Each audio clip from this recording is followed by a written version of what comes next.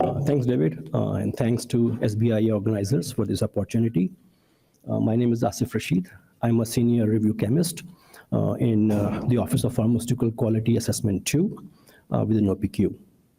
And today I'm going to talk about this guidance for industry, rather the draft guidance for industry, which is titled Quality Considerations for Topical Ophthalmic Drug Products. Oops. And for those of you who are attending this event for CME credits, the learning objective for my presentation is to provide you with an overview of the draft guidance, and explain current practices on assessment of key topics discussed in the guidance. This guidance covers ophthalmic drug products which are intended to topical delivery only. And that may include gels, ointments, creams, liquid formulations such as solutions, suspensions, and emulsions, and the applications under which these dosage forms are submitted. And these are NDAs, ANDAs, BLAs, and OTCs. The guidance was initially published in October of 2023 and subsequently revised in December of 2023 to add one more technical section.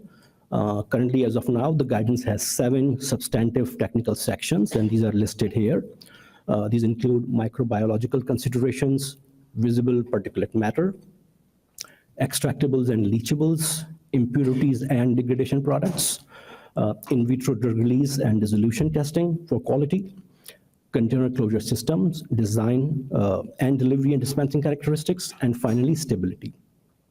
So I'm going to briefly discuss each of these sections and just highlight the salient features and expectation for these sections. So the guidance provides that for microbiological considerations related to product sterility for all ophthalmic drug products.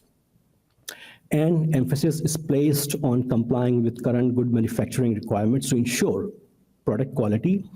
And in that regard, the guidance refers to 2 documents. The first is another guidance for industry, and that is sterile drug product produced by aseptic processing, current good manufacturing practices. And the second document is the submission documentation for sterilization process validation in applications for human and veterinary drug products. The guidance puts specific consideration for multi-dose drug products, as you can imagine. For multi-dose drug products, because of multiple use, the susceptibility for microbial ingress is significantly high. Yet, these products should remain free from any harmful contamination if such a potential microbial ingress happens.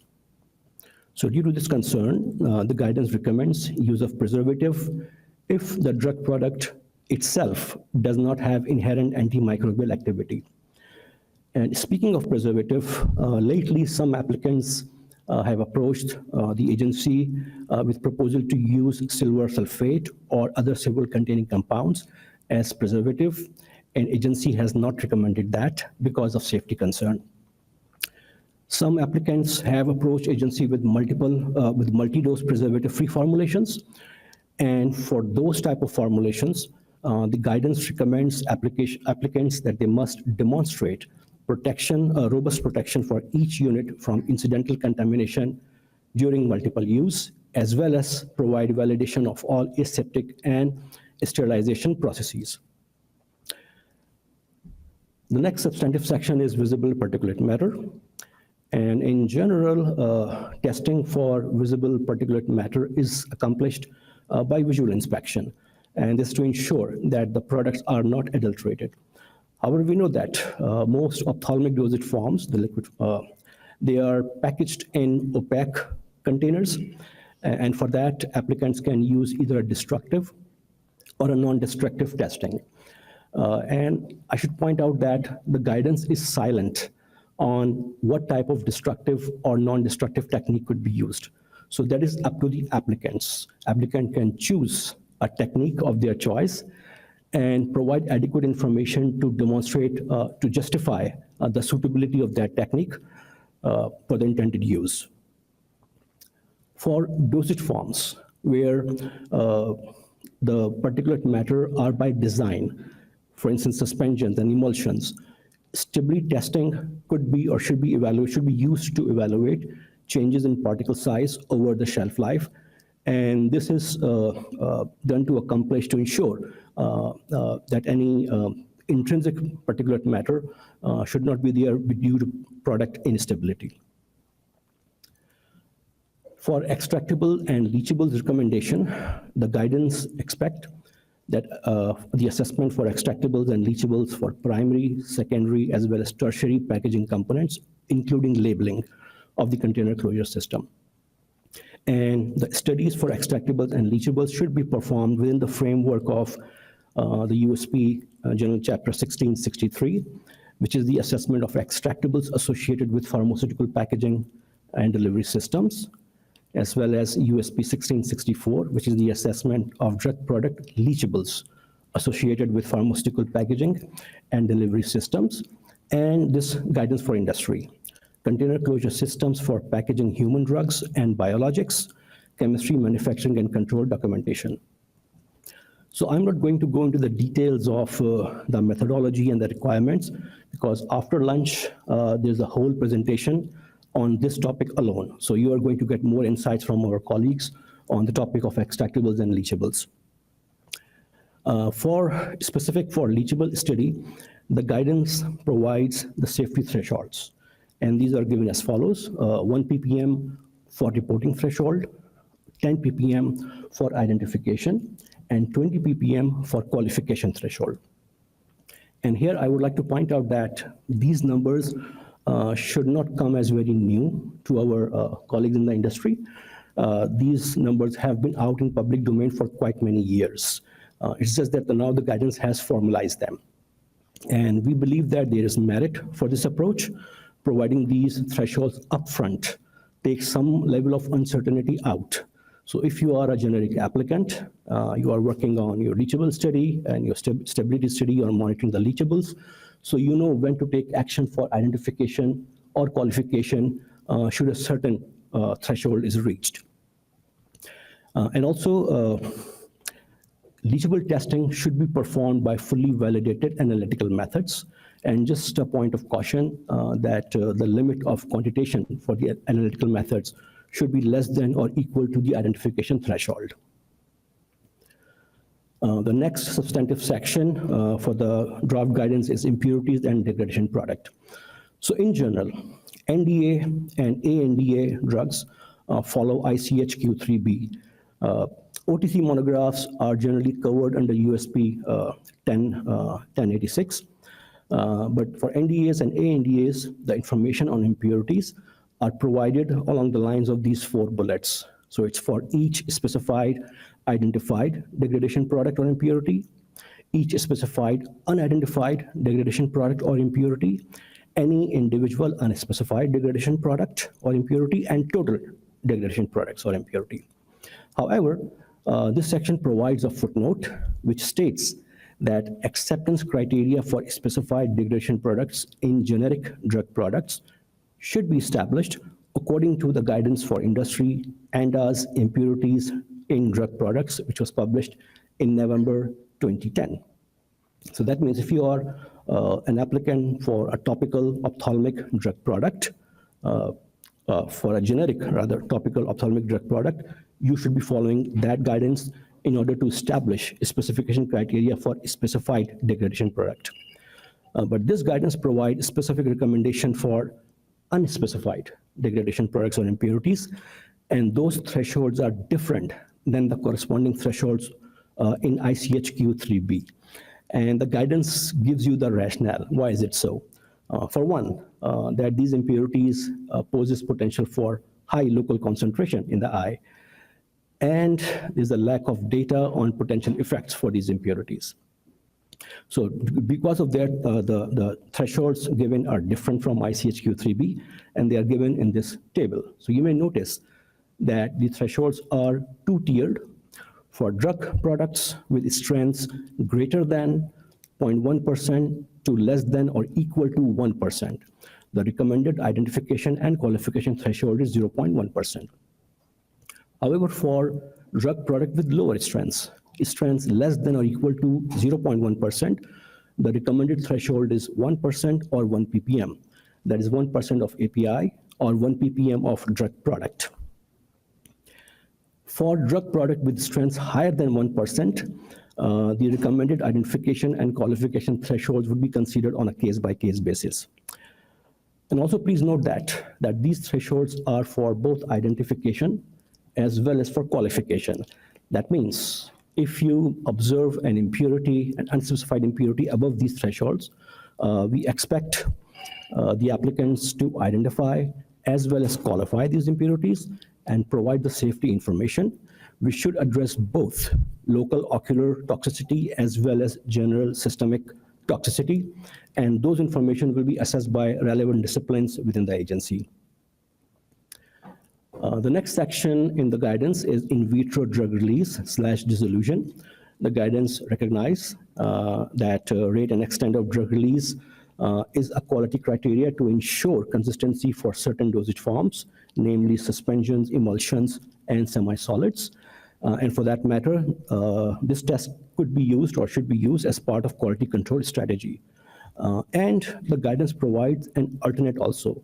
So if an applicant believes that there are one or more critical quality attributes that are sensitive to the formulation and process variants, then those CQAs could be used in lieu of in vitro drug release or dissolution testing. With this, time for a challenge question. For leachable study in topical ophthalmic drug products, thresholds at or above which the observed leachable should be qualified for safety is, I'll give you a few seconds to think. And by show of hand, if you believe it's A, 1 ppm, or 10 ppm, or C, 20 ppm, or D, 0.1%. I think most of you agree it's 20 ppm, and you are absolutely correct. So moving on with the guidance, the next substantive section is the container closure design and delivery and dispensing characteristics. And this section has multiple subsections. The first subsection is tamper-evident packaging. And this is specifically for non-retaining tamper-evident ring. As depicted in this picture, that in the past, agency has received multiple complaints from consumers that the non-retaining tamper-evident, sometimes it is loose enough that it slips past the bottleneck. And if a patient is going to administer the drug, that loose ring can fall off on the eye and causes injury. And that's not acceptable. So the guidance recommends that applicants should employ some sort of positive retention mechanism to ensure that the ring stays in its place and does not fall off. The next subsection is for the container closure tip, and specifically the tip which are sealed, and they are sort of unsealed only at the time when the patient first time uses the container. And if that procedure involves multiple steps, then the agency discourages this practice. So for instance, if the package insert instructions tells a patient to twist the cap clockwise, and that motion, because of a spike inside the cap, pokes a hole on the tip. And then the instruction says to the patient to twist the cap counterclockwise to open the container and then administer the drug. We find that this instruction could be complex to certain consumers and may lead to confusion. And we have received reports that some consumers or some patients were not able to appropriately puncture the hole on the tip, and then they resort to certain other techniques. They start using knives or scissors, and that's a huge risk for contamination. So that is discouraged. Guidance recommends that keep it simple. Simple instruction, use of single-step procedure with simple directions.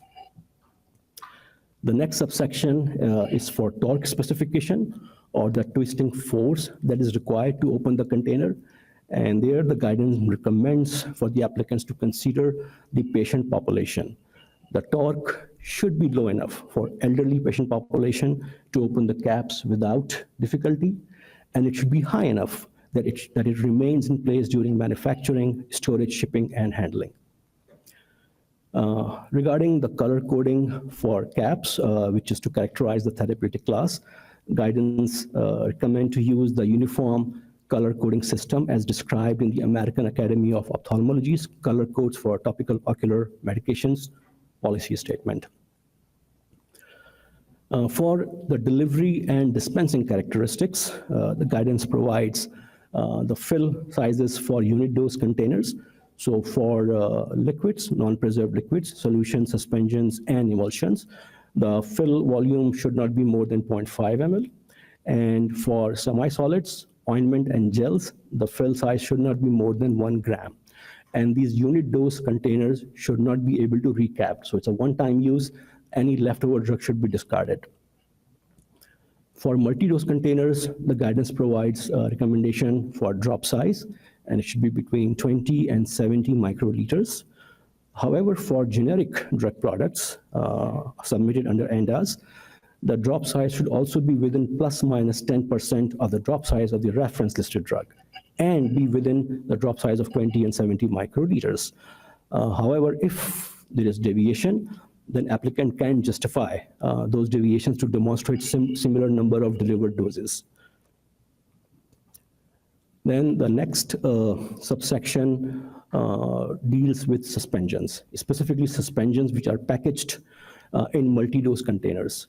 So a quality test for resuspendability or redispersibility should be proposed in drug product specification, and this is a qualitative test, and it should be performed per labeling instruction to mimic actual patient use conditions. So for instance, if the labeling instruction says to shake the bottle before use, right? So you can anticipate what could be the average time a patient is going to shake the bottle, right? And based on that, you can propose some acceptance criteria. So for example, just an example, the acceptance criteria could look like that time for resuspension for drug product after storage could be between 15 and 30 seconds. Then also for suspensions packaged in multi-dose container, test for dose uniformity should be proposed, but that's only a one-time study. And that's a quantitative test. It is performed by withdrawing the drug from the top, middle, and bottom of the container after shaking per labeling instruction. And then the samples should be tested by assay, for assay using assay acceptance criteria. So this test ensures that throughout the container, all the doses are uniform. Switching to the last substantive section of the guidance, that's stability. And in general, stability studies are to evaluate the appropriate storage conditions and the expiration date. So for instance, the ophthalmic drug products packaged in semi-permeable containers, for example, low-density polyethylene, they should be kept at relatively low humidity conditions. And those low relative humidity conditions are provided in ICH Q1A. But applicants have choice to use higher relative humidity. It's just that they can use the calculation provided in ICH Q1A to derive water loss at the reference relative humidity.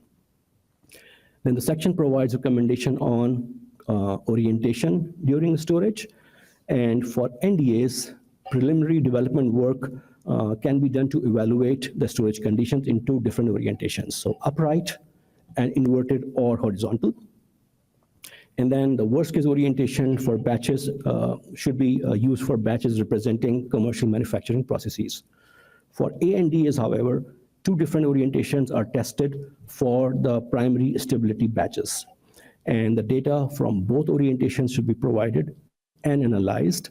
And the worst case orientation is used for routine stability testing. For BLAs, the primary stability studies are performed to determine the storage conditions under real-time conditions. Then the guidance provide recommendations on certain studies. So for instance, study for water loss should be conducted to assess moisture transmission properties of the CCS and protective properties of any secondary packaging. Freeze-thaw study should be done for emulsions and suspensions. It's a one-time study, and guidance provides a condition that it should be 3 cycles from freezing all the way back to ambient condition for a cumulative minimum of 3 days. However, applicants can justify alternative conditions and durations with adequate justification. In-use stability is performed if The labeling claims has some indication that the storage condition may change after opening, such as change in temperature or change in light exposure. With this, time for a second challenge question. Which of the following studies is most suitable to mitigate the risk to drug product quality for ophthalmic suspensions and emulsions due to temperature variations during shipping and storage? Give you a moment to think, and again, by show of hands. Could it be in-use stability or photostability, water loss study, or freeze-thaw? Yeah, if you are thinking it's freeze-thaw, you're absolutely correct. So that concludes my presentation, and I'm going to sort of, as a take-home, just point you to the last bullet, that adequate supporting data in ANDAs and application that ensure a smooth and timely assessment of applications and ultimate approval. And this guidance hope to accomplish the same.